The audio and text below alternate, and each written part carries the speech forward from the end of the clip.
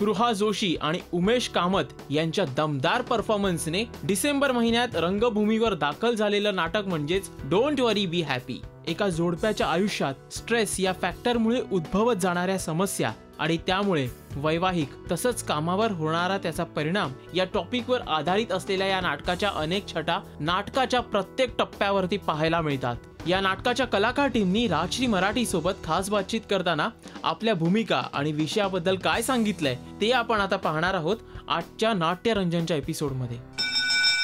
मिहिरने जेव्हा कॉन्सेप्ट सांगितली नाटकाची, मुळात गोष्ट तशी गमतीची, नंतर काहीतरी एक महत्त्वाचं नाटक आपण देऊया। मुळात यश अपयश किंवा हे नाटक किती सक्सेसफुल होईल, लोकांना किती आवडेल यापेक्षा एक चांगलं नाटक करू या उद्देशाने त्याने ते नाटक लिहिलं होतं। आणि मिहिर हा रायटर मला खूप आवडतो, कारण तो जे काही लिहितो ते खूप खरं असतं, खूप जेन्युइन असतं, अस्सल असतं।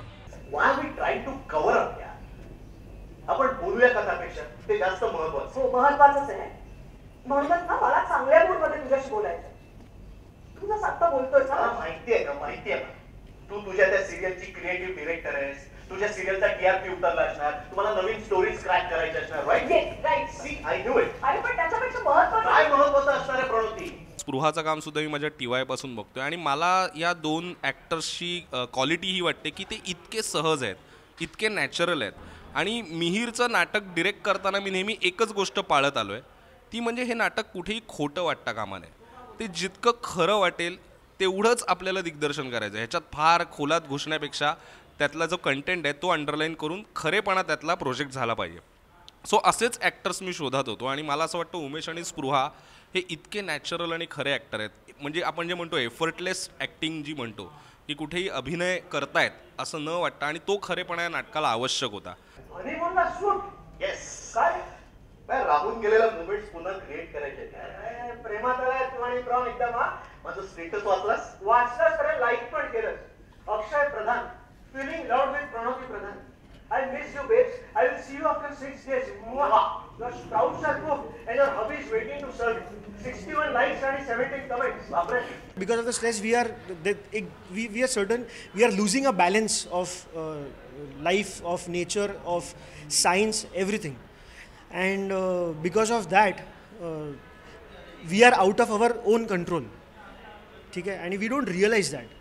Then we just behave as if how stress is making us behave. We don't behave the way we are supposed to behave. So we've tried to portray that through this play, and hopefully people have liked till now. They've received it very well, and we have been really lucky enough to get both these actors. कारण अद्वैती जसं सांगितलं की we wanted them to play these roles, but also they had to make a choice, and they made a choice, so which is a blessing in disguise for us.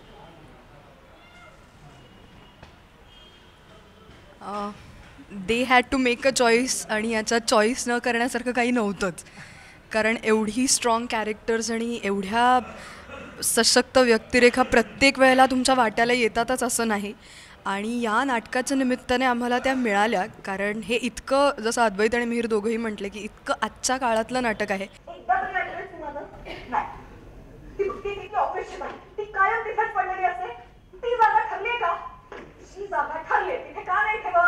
सगळंच त्यांनी सांगितलंय।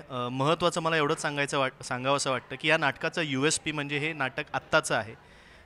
येणारा प्रत्येक प्रेक्षक, आत्तापर्यंत जे काही प्रयोग झालेले आहेत त्यात आम्हाला भेटायला येणारा प्रत्येक प्रेक्षक आम्हाला हेच सांगतो आहे की हे आम्ही रिलेट करू शकलो, हे आमच्या बाबतीत आमच्या आजूबाजूला गोष्टी घडत आहेत, आणि थँक्यू सो मच तुम्ही असा विषय स्टेजवरती हाताळता आहात।